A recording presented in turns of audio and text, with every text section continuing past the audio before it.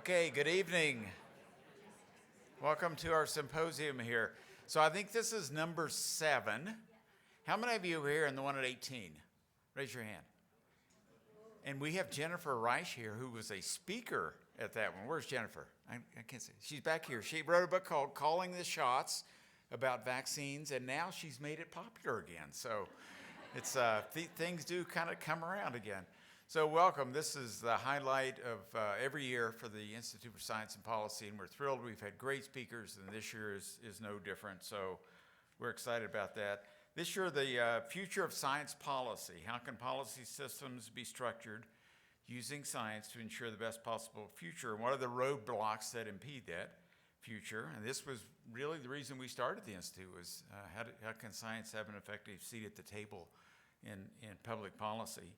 AI, public health, climate, those are things we're going to talk about tomorrow in the virtual sessions.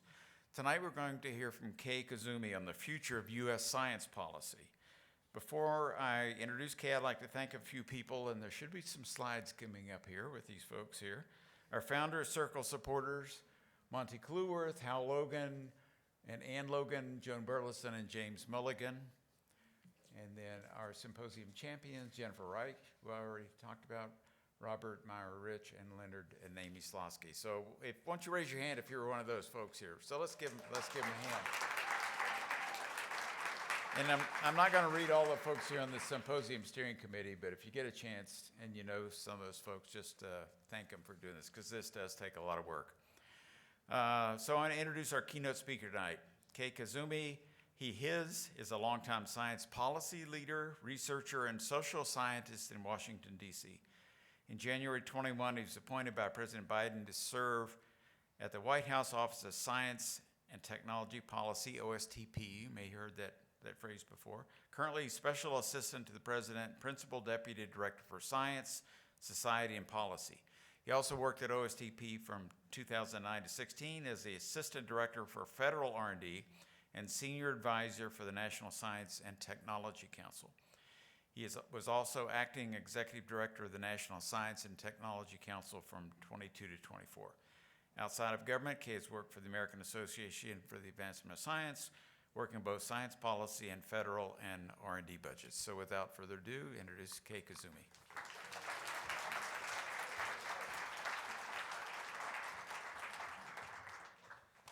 Good evening, Colorado. Great to see all of you. So I'm Kei Koizumi. And I will say first, I'm from Columbus, Ohio, and so I always get this special thrill of coming here and seeing mountains, because I did not grow up with mountains. And you know, my parents are from Japan, and when they ended up in Columbus, Ohio, they thought, where are the mountains? My mother was a professor of medicine at Ohio State, and she came to Colorado, as doctors often do, for continuing medical education at Vail Resort. And she grew to love Colorado because it's like, oh, finally, mountains, the mountains that I never get to see in Ohio. So she kept coming back to Vail and to Aspen and to Rocky Mountain National Park. And so I had the chance to learn how to ski, first in West Virginia, but then mostly in Colorado. So I loved coming here this morning and seeing the mountains again. As I'm a social scientist, I'm a science policy researcher, a science policy practitioner, and a science policy official. And now I have the chance to work at the White House Office of Science and Technology Policy.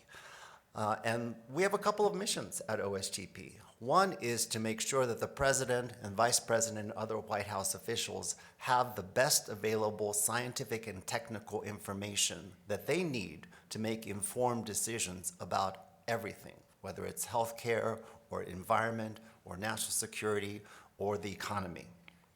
The second is to try to integrate and lead government-wide science and technology policy. United States does not have a Department of Science. We don't have a Ministry of Research, as other nations do. Instead, we have 24 different federal departments and agencies that support science and technologies.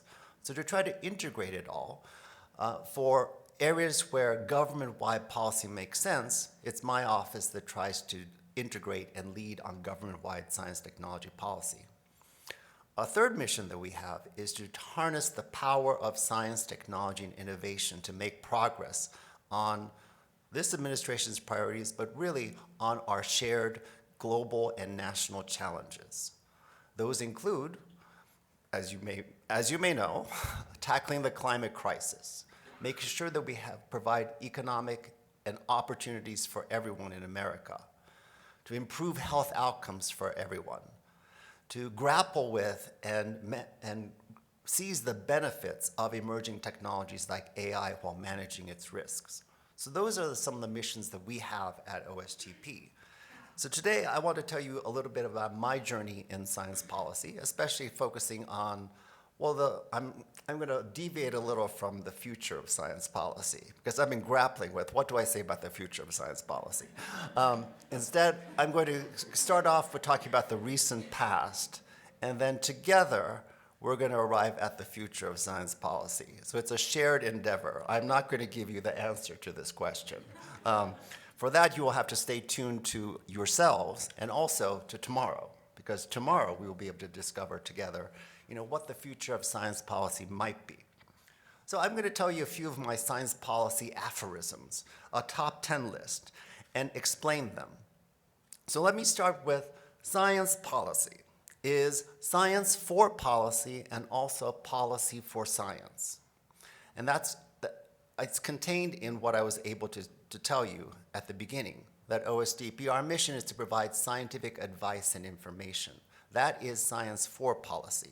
It's making sure that scientific information is at the table. Often at the White House, these are literal tables in rooms where you have a scientist, you have a general, you have a budget official, you have a politician, you have an environmental activist, you have all sorts of people representing different disciplines and forms of knowledge. So science for policy means that when we are talking about health, security, cybersecurity, the economy, jobs, education, that we have a scientific and technical voice at the table. And that's an important part of why we are here today talking about science policy, because we know that scientific research and its findings can tell us a lot about public health, about AI, climate, and everything else that we are challenged to do as a society. Also, policy for science. Policy for science is, as I started off saying, government-wide policy for the conditions of the scientific enterprise. So it means government funding for research and development. The US government invests about $200 billion a year in research and development. So that policy is very important, and it funds a lot of research all across the country, including in many august Colorado institutions. Also, policy for science sets the conditions under which research is conducted in the United States, whether it is protecting human subjects or ensuring we have ethical standards. We have standards for research and scientific integrity, and also policies to make sure that the results of that research are disseminated to the people who need to know and people who want to know.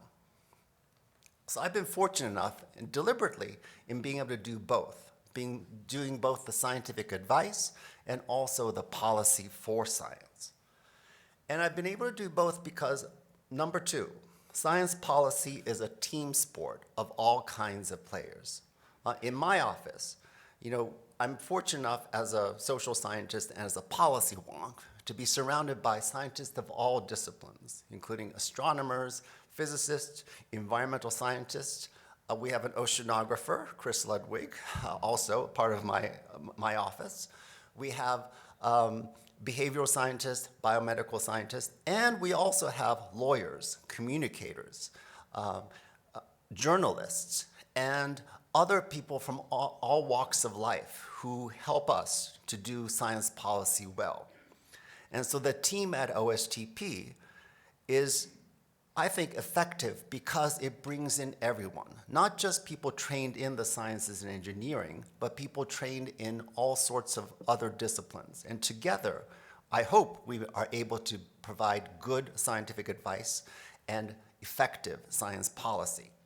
And I will say that, President Biden and Vice President Harris are also part of the team, and I'm very fortunate that I'm able to say that. President Biden, in his first week in office, vowed to, quote, end the politics and follow the science. And so in his first week in office, he immediately addressed the foundational issue of scientific integrity through a commitment that he made in his first week to make evidence-based policies guided by the best available science and data.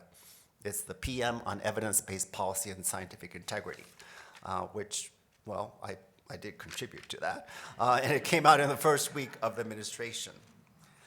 And so with the team, it's a broad team, and often it takes in people from different walks of life.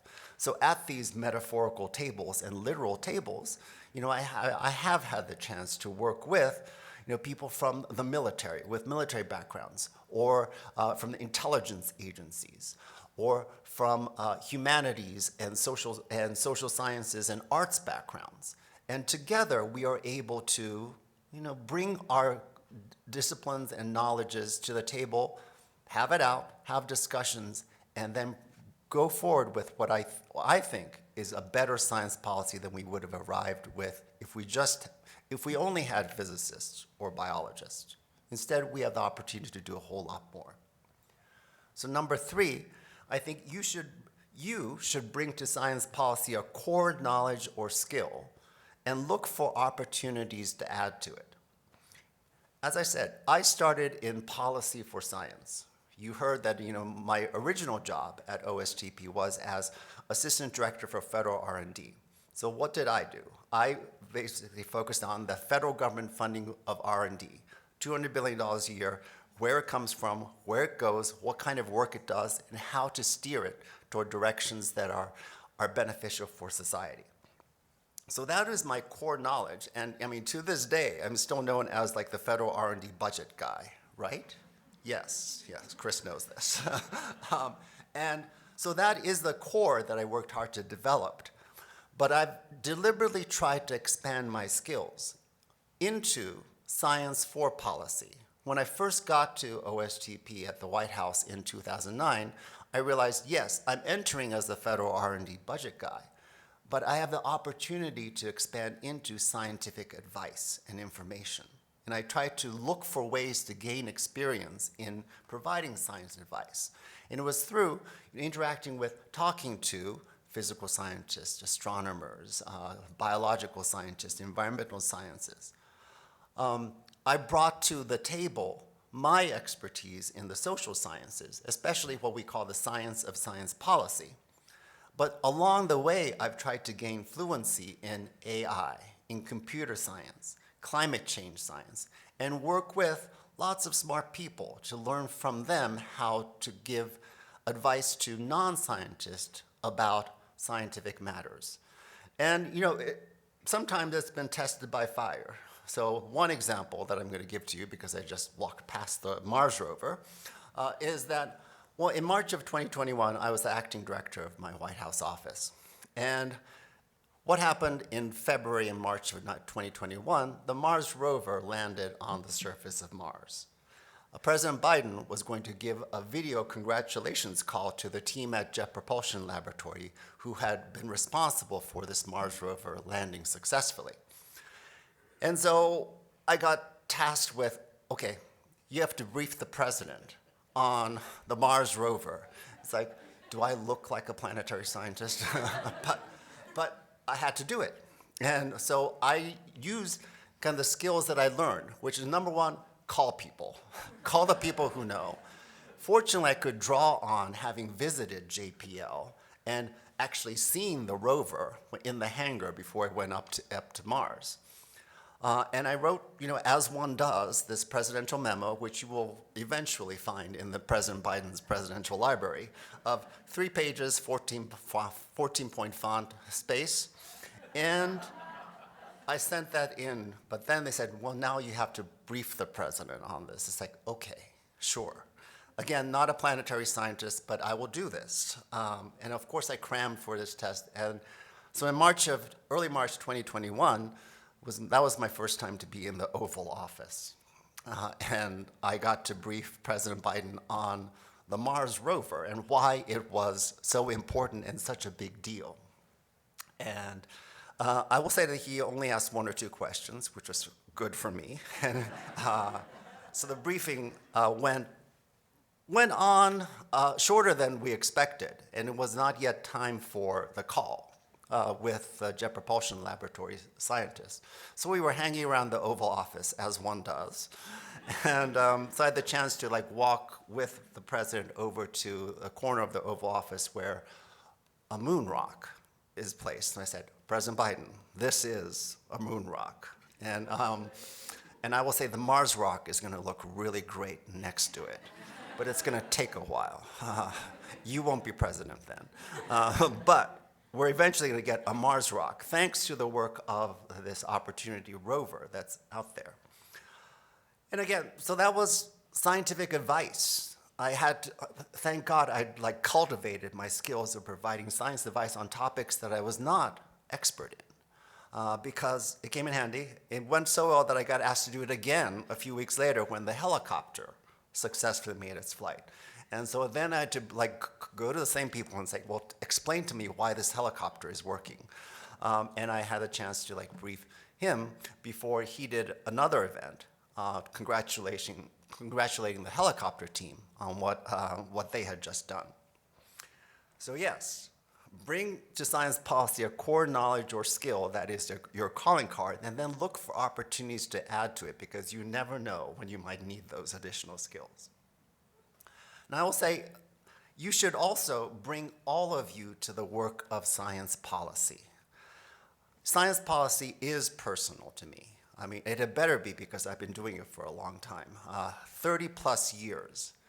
And I tell especially my students and early career science policy people that you should bring all of yourself to your work and to your career. And here's what it means to me. I was reminded just actually this Sunday, on December 1st, on World AIDS Day, I had the chance to be with President and Dr. Biden on the South Lawn of the White House, where they had spread out for the first time on the South Lawn of the White House the Names Project AIDS Memorial Quilt. Panels from the AIDS Memorial Quilt were laid out. And this was a quilt that I'd first seen in 1987, when it was outside the fence of the White House. And so the difference of a few feet, having the president looking at that, kind of reminded me that, way back when, in the mid-1980s, it was personal because I was part of ACT UP, the AIDS activism group. And at that time, what we were doing was we were advocating, pleading and protesting for the government to pay attention to HIV/AIDS and to invest some research money in it. And I didn't know it at the time, but that was science policy. That was science policy activism. And to this day, that kind of personal drive, because looking back on it, I did not think that I would make it to 2024, knowing what HIV/AIDS was back in 1984. But I did. And that personal drive continues to drive what I do in science policy, and especially public health. Health equity and improving health outcomes for everyone remains an important part of my work and the work of my office. And I think about it in personal terms for AI. AI is a tool for improving health, especially to address health disparities. It's personal to me because I realize, looking around my doctor's office, I'm probably the only Asian that my doctor sees. And that is important because we know now that certain conditions manifest themselves differently in Asians as compared to people in other groups. My mother has diabetes, but she's a little bird. I think she's like 80 pounds. She's skinny. So looking at her, you would not know that she has diabetes if you were going by the models for the general population. But for her and for me, I want AI models to be trained on data that includes Asian people and how conditions manifest in Asian people. So that is, why AI policy and improving the training data is personal to me. And that experience drives my quest to add new policy tools like ARPA-H, the Advanced Research Projects Agency for Health. I'm overjoyed that President Biden made it a priority to establish this brand new health agency during his term. We proposed it, he did it, it now exists, and it is taking a new approach to addressing health outcomes and health inequities using the tools of science and technology. Now also, science policy is a long game. My advocacy for research funding, as I just told you, stretches back almost 40 years. And I tell my colleagues, we are all relay runners, and you hand the baton to the next team. And most of us, we don't get to run the whole course. But I promise all my team members, I'm going to invite you to the finish line to celebrate because it is a relay race. And I'm one of the lucky ones. I was at the White House during the Obama administration and now during the Biden administration. So I've had the chance to run multiple legs of a relay, both inside and also outside the government, and hand the baton, in some cases, to myself, having tossed it in the air as I was leaving the White House at the end of the Obama administration, and then catching it when I rejoined the White House at the beginning of this administration. I can see the results from the long game. AIDS research funding, what is it now? It is several $billions a year. And, my life is transformed. I'm no longer deathly afraid of contracting HIV or AIDS because of the scientific advances that I was advocating for. I first started working on public access policy. That is the policy by which the results of federally funded research, whether it's data or publications, is made immediately available to the public on publication.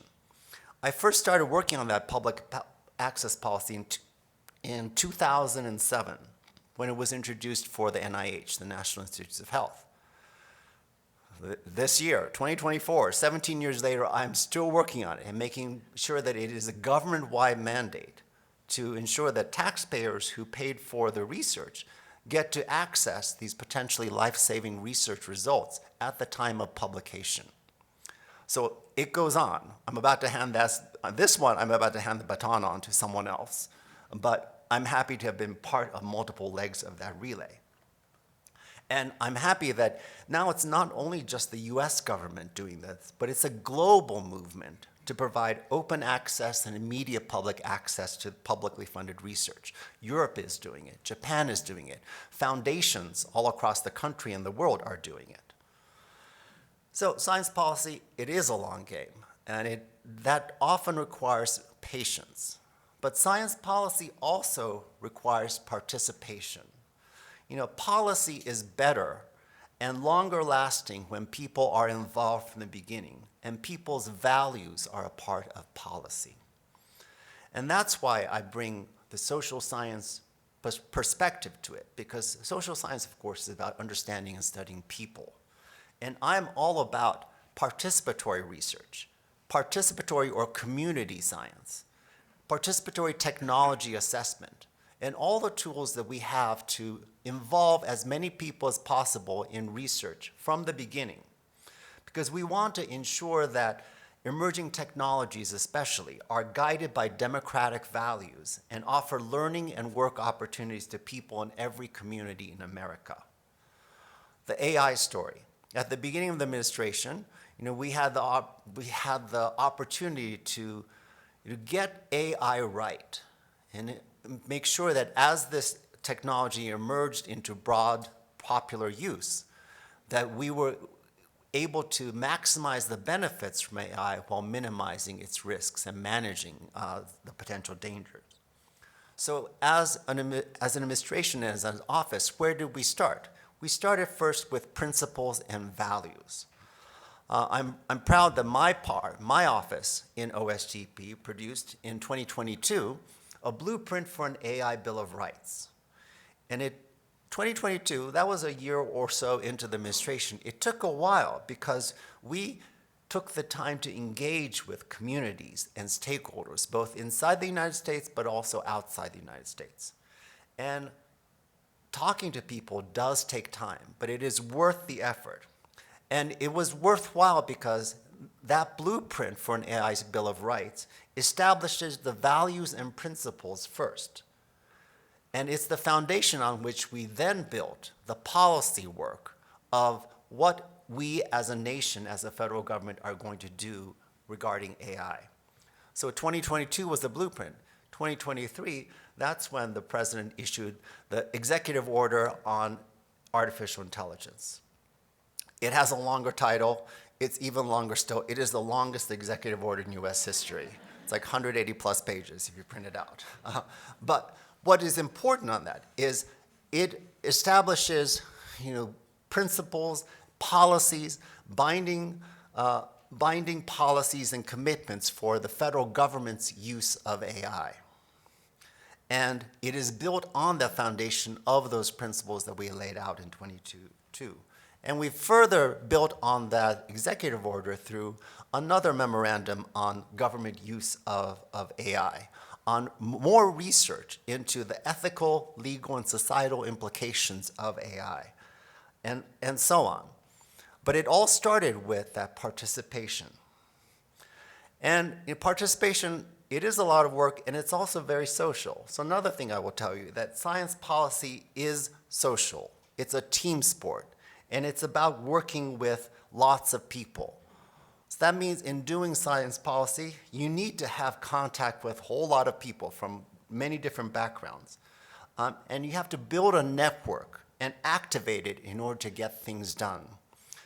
So one of my proudest moments in my time at the White House is being on the South Lawn of the White House when President Biden signed the CHIPS and Science Act into law.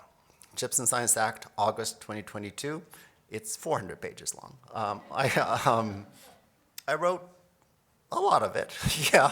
And in addition to, I think, it being like my proudest achievement, what was notable about that 95-degree day on the South Lawn of the White House, other than the fact that I was sweating through my suit, and I was like afraid that the president and other people might pass out, was at that lawn were congressional staff, members of Congress, leaders of science agencies, leaders of professional organizations, community organizations, Indian tribes, Alaska Native communities, HBCU students and professors and leaders, university researchers and leaders from all across the country, community college students, graduate students, postdocs. Pretty much on that one lawn was my entire LinkedIn network, right there. And it took all of us to get this mammoth piece of legislation signed into law by the president. And in the year and a half leading up to that was what I was doing. I was making sure that we were bringing people together and contributing to what I think is one of the most consequential science legislation that I will ever see, and something that I'm proud of. And although President Biden probably didn't know about all of that when he signed it, he has since, become really proud of it. So at every speech that I've seen him give, he talks about the importance of the CHIPS and Science Act. And he recognizes, and we recognize, that it was very much a social effort. It was a lot of phone calls. In that case, in those times, it was a lot of Zoom calls to make sure that we got to where we needed to go.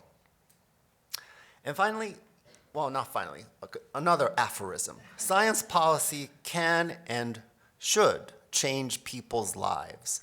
Because oftentimes, policy can seem kind of dry and academic. But science policy might be starting from like legislation documents, words on paper. But in the best of times, it has an impact on people's lives. And I first learned that my first time at the White House in 2009, when I was assigned one of President Obama's campaign commitments. And his campaign commitment was to triple the number of graduate research fellowships that the National Science Foundation gives out each year. Are any of you GRF fellows? Anyone? No? Okay. It may not be, maybe you might have all made it, but you may have applied. So that was my job, was to make sure that we got from 1,000 a year to 2,000 or 3,000 a year. We didn't get to 3,000, but we did get to 2,000. And what does that mean? That means that because of something I helped to do, 1,000 more US science and engineering students a year have their graduate educations in science and engineering supported by the US government. So I have had the chance in audiences like this one to ask people, are any of you GRFs? And it's a bunch of hands come up. And to me, that's meaningful to me because that is impact. So I helped half of you get your GRFs. Most of you would have made it anyway, even with 1,000. But I know that, that I've had that kind of impact on people's lives. And people have told me about the research that they were able to do. And yeah, at times it's really meaningful. I didn't know this until he told me. My intern this semester, Max, he told me a couple of weeks in, I have an NSF GRF, and I think it's because of you. It's oh, thank you for telling me. Okay, yes. Because that is the kind of impact that I look for. And it's multiplied by things like the CHIPS and Science Act. The CHIPS and Science Act, the CHIPS part of it, what does it do? It makes sure that we restore US manufacturing of semiconductor chips. And it's personal, again, because I can see it. There's a fab going up outside of Columbus, Ohio, my hometown. So I know that because of legislation that I helped to produce, that, well, the kids of the people I grew up with have the opportunity to work in a semiconductor factory that might otherwise have been built overseas. So instead, they're going in, well, a place, well, it used to be a green field. It was where actually my parents took me out horseback riding. But now there's a big Intel factory going up on there. But yes, it will be filled with people from Central Ohio that I grew up with. Now, science policy is also about expanding your toolkit and using policy tools to achieve impact. Throughout my talk, I've told you a lot of tools.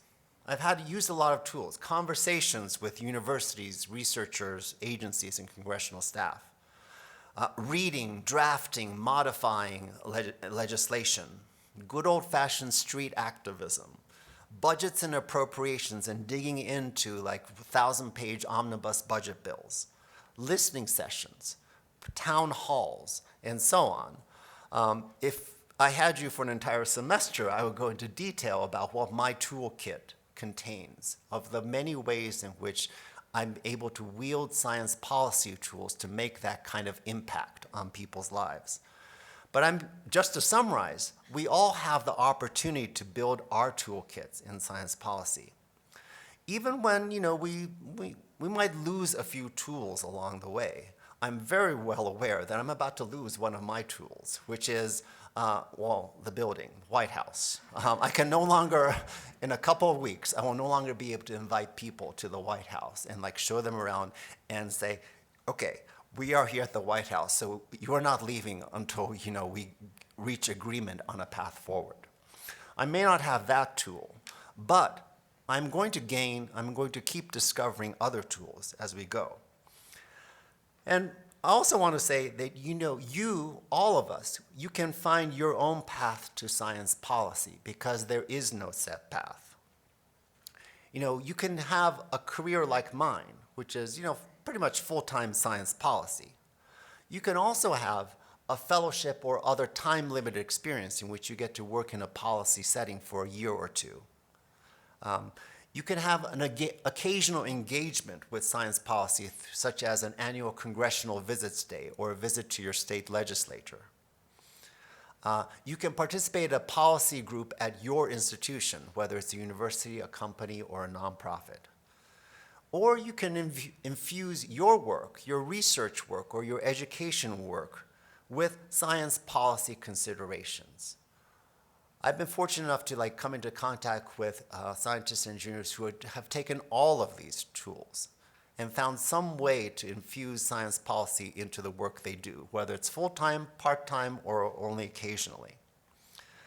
Now, if I had time, I would wrap this all up in more of a syllabus, but I'm not going to do that because we do have an evening to get to. Maybe next year. But let me recap. So I've told you a couple of things through stories.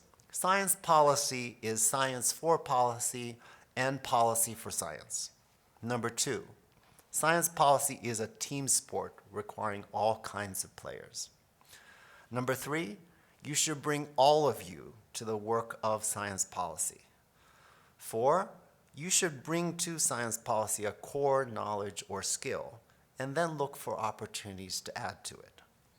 5, you can find your own path to science policy because there is no set path. 6, science policy is about participation. 7, science policy is social and involves working with lots of people. 8, science policy is about expanding your toolkit and using policy tools to achieve some kind of impact. 9, science policy is a long game. And 10, science policy can and should change people's lives. So let me return to the question of the evening and of the seminar. What is the future of science policy? I don't know. But I do know this, that you are the future of science policy, and me too, because although I'm not going to have this job much longer, but I will always be part of science policy, and I hope you will always be part of science policy too. So thank you all for inviting me here.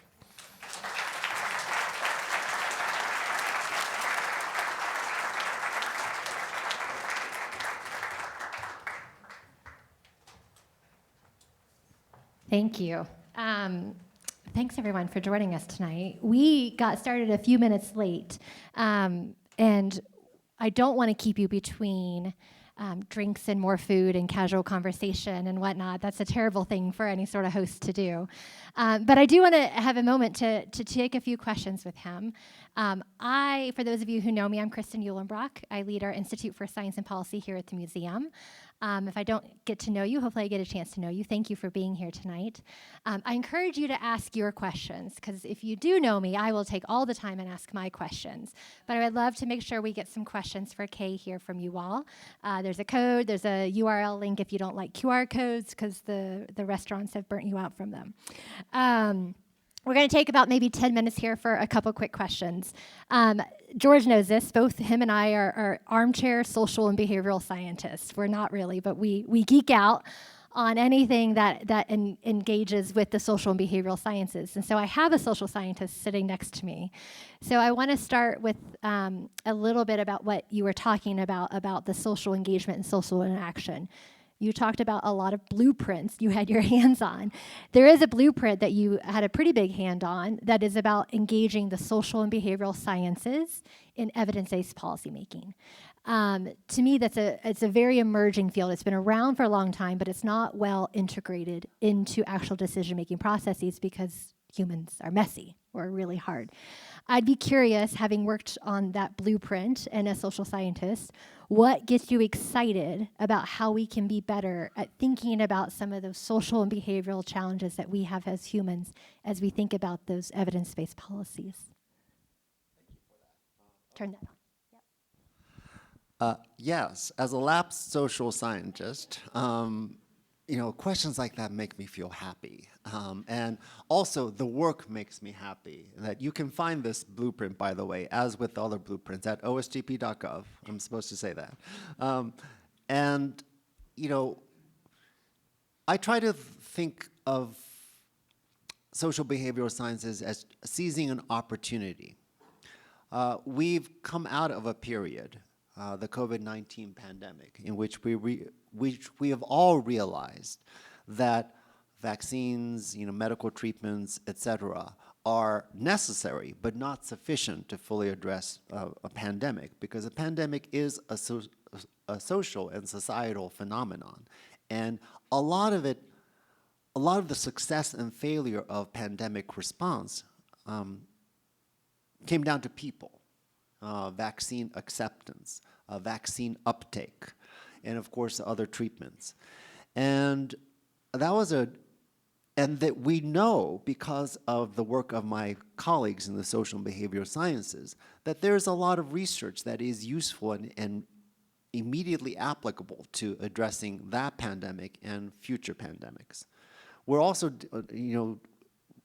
dealing with climate change and, well, energy use. I mean, energy use, yes, it's about molecules, it's about electricity, but it's also about people, because we all use energy. And so the availability of clean energy technologies is not enough to really make a meaningful difference in our energy use and tackling climate change. So those are some of the opportunities in which we tried as a social sciences community within the federal government to say, okay, how can we make our research more useful and relevant to these, on the surface, not social science related challenges? And so the blueprint lays out some of the strategies for doing that. And we are taking advantage of a moment around evidence-based policymaking. As I said at the beginning, it was important enough for President Biden in his first week in office to issue a memorandum on evidence-based policymaking. And that was an opportunity to say, okay, among the forms of evidence that decision makers need to consider is insights from the social and behavioral sciences. And so that's kind of the political moment that we tried to seize, and offering up this blueprint, not just for the social behavioral research community saying, oh, here are the questions that are interesting to tackle, but also to decision makers and program managers and people all across the federal government to say, here is what the social behavioral sciences could offer to make sure that our response to climate change and to health threats are fully informed and are the most effective they can be when they actually touch people. And most of these policies do touch people. Okay, this was going to happen. What are you optimistic about in the next 4 years? And what are you pessimistic about in the next 4 years? Let's see. Okay. I'm trying hard not to think about that question yet. As I've told my colleagues, I have a job to do, and I have a lot to get done, and a lot to lock down, and in some cases hide, in the next 6 weeks. But what I am optimistic about is, what I saw from the previous time that I was turfed out of the White House during the previous Trump administration, is that I had the chance to actually engage more with the nonprofit community, the foundation community, academic communities, and people in communities all across the country. And a lot happened. We were able to really kind of lay the foundations of what we're doing now. I mean, the Inflation Reduction Act, the most consequential climate change legislation in world history, would not have been possible without all of the work that was happening during not only the Obama administration, but the first Trump administration, and then early on the Biden administration. And a lot of that was happening well outside of the federal government. So that is what I'm optimistic about. What I'm pessimistic about, well, yes, I am afraid that a lot of the work that I just described is going to be either halted or, worse still, reversed. And when I start to think about it, I become pessimistic, and then I try to turn it into optimism because, as I told you, I'm not going anywhere. I'm leaving my current office, but I'm still going to be around. And all those people who were on the South Lawn with me on that August day, we're still around, and we are still going to be engaged in making sure that we, keep making progress toward, harnessing science and technology to tackle these challenges, including the 3 big ones that you put up on the seminar.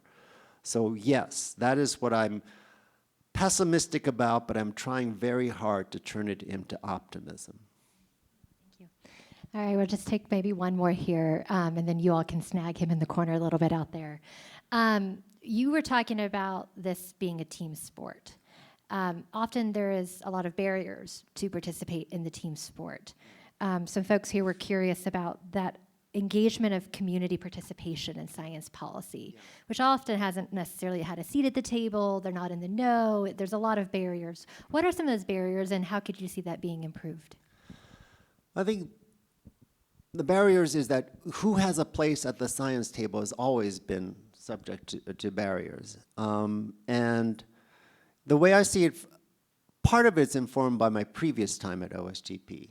Back in the Obama administration, we were not able to engage people as much as we could now, because basically, with a limited travel budget, we were only hearing from people who could fly to or who were in Washington, D.C., and who could come visit us. So coming out of the pandemic, when I was like acting director and chief of staff at the beginning of the administration, tried to deliberately turn that around by using Zoom and WebEx that many of us we felt stuck with. We tried to use this for an advantage, and thanks to those technologies, for the first time, OSTP was able to have a formal tribal consultation. For the first time, we had a listening session with Alaska Native communities, with a Native Hawaiian community, with people in rural parts of the country, colleges and universities in the Southwest or the Southeast. And in addition, we were able to bring on as colleagues, for the first time we had a Native American, an Alaska Native, a Native Hawaiian as part of the OSTP staff. And, like Chris, we were able to engage people where they are. So instead of asking people to move to Washington, D.C., which is a barrier, I have, colleagues and team members from Colorado, Alaska, Oregon, Hawaii, California, and other parts of the country. So, so that is a partial answer that, increasing participation means, using the tools that we have with a deliberate eye toward making the work of science policy as accessible as possible to as many people as possible. Join me in thanking Kei for tonight.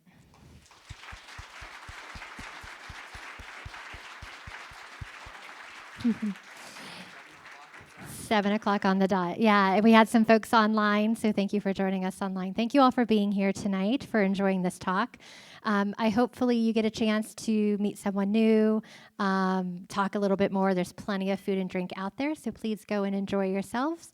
And for tomorrow, for those of you who have signed up and are planning to join us to hear about those 3 topics, I want to remind you, it is completely virtual tomorrow, so please don't show up here.